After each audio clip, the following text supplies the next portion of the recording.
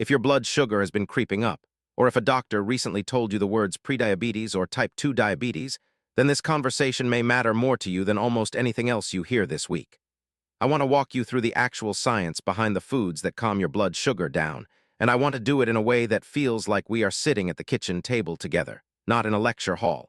Think of your body as a quiet town. Your bloodstream is the river that runs through it. Sugar is the traffic on that river. When traffic gets too heavy too fast, the river floods, and that flood is what damages your eyes, your nerves, your heart, and your kidneys over time. The good news is that you, sitting in your chair right now, have direct control over how much traffic gets on the river at any one time. The food on your fork is the lever. That lever is more powerful than most people realize, and that is what we are going to talk about today. Let me start with the big idea before we get to the list, because if you understand the idea, the list will not feel like another pile of rules to forget. When you eat a food, your body breaks it down into a sugar called glucose. That glucose then travels into your blood and waits for your cells to take it in, the way customers line up at a store. Insulin is the key that opens the cells and lets the glucose inside. The problem arises when too much glucose arrives at once. The cells cannot open fast enough, and the extra glucose has nowhere to go. So it piles up in the blood and the river rises. Some foods dump a huge amount of sugar into the blood in a short window. White bread, white rice, sugary drinks, pastries, most boxed cereals. These are foods that cause the river to flood. Other foods deliver their sugar slowly in a thin stream, and they often come packaged with the very tools your body needs to handle that stream. Fiber, protein, healthy fats, magnesium, antioxidants. Those are the foods that calm the river down. Our entire job today is to identify which foods those are, why they work, and how to weave them into the way you already eat without making you feel like you are on a punishment diet. The first food family I want to introduce is leafy green vegetables. Spinach, kale, collard greens, Swiss chard, arugula, romaine. These are not glamorous foods, I know, but a major analysis published in the BMJ, a respected British medical journal, looked at 6 studies and found that eating about 1.5 extra servings of leafy greens per day was linked to a 14% lower risk of developing type 2 diabetes. 14% may sound small, but it is not. If you imagine 100 people walking toward the same cliff, 14 of them step back because they added spinach to their day. That is a real number of lives changed. Why do greens work so well? They are extremely low in carbohydrate, so they barely register on the blood sugar river. They are very high in fiber, which slows any other carbohydrate you eat alongside them. They are also rich in magnesium, a mineral that your cells need in order to use insulin properly. Many older adults are quietly low in magnesium without knowing it, and that shortage alone can make blood sugar harder to control. A simple plate of sautéed spinach with olive oil and garlic, or a big bowl of mixed greens with vinegar dressing, is one of the kindest things you can do for your blood sugar today. The second family is what I call the rainbow bowl, the non-starchy vegetables. Broccoli, cauliflower, Brussels sprouts, peppers, asparagus, zucchini, cabbage, green beans. These differ from greens only in that they grow above ground and tend to be a bit more substantial. They contain almost no starch and very few calories for their size, but they carry a heavy load of fiber, water, and plant compounds. When you crowd your plate with these, there is less room left on the plate for the starchy foods that actually move the blood sugar needle.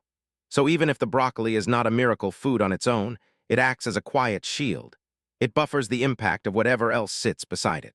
The American Diabetes Association has long listed non-starchy vegetables as a superstar food for exactly this reason. They are the floor under your meal. Build every lunch and dinner around a generous serving of them, and you have already won half the game. Next, let us talk about beans, lentils, and other legumes.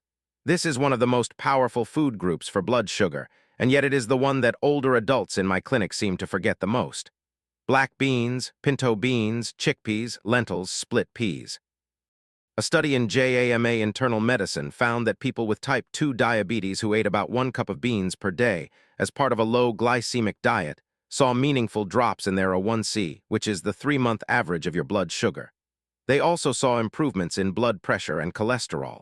How do beans do this? I are incredibly high in soluble fiber, the kind of fiber that turns into a soft gel in your gut. That gel acts like a speed bump for sugar. It slows the absorption of glucose into the blood, so instead of a sharp spike, you get a gentle rise and a gentle fall. Beans are also low on the glycemic index, meaning they are digested slowly. and they are filling, so you naturally eat less of the white rice or bread that would otherwise crowd them out. Adding a half cup of lentils to your soup or a scoop of chickpeas into your salad is a small move with an outsized effect. Let us now step into the cereal aisle, metaphorically speaking, and talk about whole grains. Whole grains are grains that still have their fiber-rich outer coat and their nutrient-rich germ intact. Oats, quinoa, barley, farro, brown rice, whole wheat bread that lists whole wheat flour as the first ingredient. When you compare them to refined grains like white bread or instant rice, the difference in blood sugar response is dramatic. The fiber and the structure of the grain slow digestion, so glucose trickles into your bloodstream instead of pouring in. Harvard School of Public Health has reviewed the evidence and concluded that replacing refined grains with whole grains and aiming for at least 2 servings of whole grains per day may help lower your risk of type 2 diabetes. Oats deserve a special mention.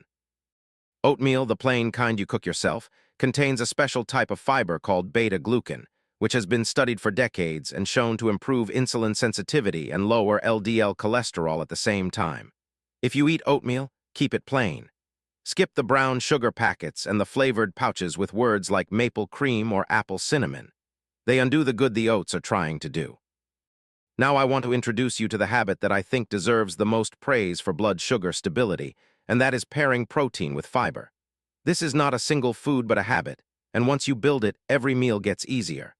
When you eat a slice of white toast alone, your blood sugar spikes, then crashes, and you feel hungry again an hour later. When you take that same slice of toast and add an egg and a slice of avocado, or a smear of nut butter, or a small piece of grilled chicken on top, the blood sugar curve changes shape. The protein and the fat and the fiber tell your stomach to empty slowly, so the bread has to wait its turn. The spike is shorter and lower, the crash is gentler, and you feel satisfied longer. The Centers for Disease Control and Prevention calls fiber a carbohydrate that does not raise blood sugar because your body cannot actually absorb and break it down. Protein works the same way, like a steady anchor. Anytime you can pair a food that contains starch or sugar with a protein or a fiber, you win. This single habit, more than any superfood list, may change your numbers the fastest. Berries are next, and I think they are the food people get most excited about, perhaps because they are sweet. Blueberries, strawberries, raspberries, blackberries. A meta-analysis of randomized controlled trials found that in people with diabetes, eating blueberries or cranberries led to a meaningful drop in fasting blood sugar, around 17 points on average. Berries are sweet, but their sweetness comes with a thick layer of fiber and a deep supply of plant pigments called anthocyanins. Those pigments appear to help the body respond to insulin more smoothly. I tell my patients to eat berries over any other fruit, because most fruits like bananas, mangoes, and grapes carry more sugar per bite than berries do. A cup of blueberries with plain Greek yogurt, or a handful of raspberries stirred into your oatmeal, is one of the most pleasant blood sugar medicines on the planet. Nuts are another quiet miracle. Almonds, walnuts, pistachios, pecans, hazelnuts. Research from the Cleveland Clinic showed that hazelnuts, when included in a mixed nut blend, helped lower blood sugar and improve insulin sensitivity in people with type 2 diabetes. Separate studies on almonds have also shown benefits for blood sugar control, and walnuts appear to help the body's cells respond to insulin more efficiently. Nuts are rich in magnesium, healthy fats, plant protein, and fiber. They are also satisfying, so a small handful in the afternoon often stops you from reaching for the cookies that would otherwise spike your sugar. The caution here is portion. Because nuts are calorie-dense, a small handful is plenty, about a quarter cup. Do not eat them honey-roasted or candied. Raw or dry roasted is best. If you have dental issues and chewing is hard, try almond butter thinned into your oatmeal, or walnut butter on a slice of whole grain toast. Now I want to share something that surprises almost every patient I talk to, and that is the power of plain vinegar. Apple cider vinegar, white wine vinegar, any vinegar that a grandmother would recognize. A randomized trial published in a respected clinical journal found that consuming a small amount of vinegar with a meal, about 2 tablespoons mixed into a glass of water, may reduce the spike in blood sugar after that meal. The science seems to be that vinegar slows the rate at which food leaves the stomach, so the sugar arrives more slowly into the bloodstream. A practical habit is to begin your lunch or dinner with a green salad dressed in vinegar and olive oil, or to drink a small glass of water with a tablespoon of vinegar before a heavier meal. If you are on medications that lower blood sugar, talk to your doctor first, because vinegar can occasionally make blood sugar dip too low in sensitive people. But for most healthy adults, vinegar is a free and easy tool. Let me also say a word about what to drink, because drinks matter more than most people think. Water is the great reset. Unsweetened tea, hot or cold, is also excellent. Coffee in moderate amounts has been studied and seems to slightly lower the risk of type 2 diabetes, as long as you do not drown it in sugar or syrupy creamers. What you should mostly avoid are sugary drinks. Sodas, sweet iced tea, fruit punches, juices marketed as healthy. Even one glass of orange juice can spike your blood sugar faster than a chocolate bar can, because the fiber has been stripped away. If you love juice, eat the fruit instead and chew the fiber with it. Before I close, I want to tell you about someone I will call Alina. Alina is a 72-year-old retired schoolteacher who came to see me about a year ago, frightened because her A1C had crept to 7.2, which is the line where we begin to talk about diabetes. She had tried to cut sugar out of her diet, but she still felt hungry and tired by mid-afternoon. We made one set of changes at a time, not all at once, so it would not feel like punishment. First, Alina started her day with a bowl of plain oatmeal, half a cup of blueberries, and a tablespoon of ground flaxseed. Second, at lunch, she built a plate around 2 cups of mixed greens, a half cup of black beans, and grilled salmon. Third, she kept a small handful of almonds nearby for her afternoon energy dip instead of cookies. Fourth, she began her meals with 2 tablespoons of apple cider vinegar in a small glass of water. Within 90 days, her A1C fell to the low 6s, below the diabetes line, and she had not started any new medication. Alina did not do a miracle diet. She replaced a few small habits, one at a time, with blood sugar-friendly foods, and her body responded. Now let me bring the river metaphor back, because I want you to picture this clearly. Over the course of a single day, imagine the amount of sugar that enters your bloodstream as a column of water filling a glass. The glass has a line on it, and if you pour too much, it spills. White bread and sugary drinks pour the glass quickly, almost in a burst. Beans, leafy greens, berries, nuts, oats, and vinegar pour the glass drop by drop, and they often hold a few drops back with their fiber. Pair every starch or sweet with a protein or a fiber, and the pouring slows even further. Eat your vegetables first, before the starch on your plate, and you will pre-fill your stomach with the gentlest foods. This is not a diet. It is a way of arranging your plate so that your body has the easiest time possible.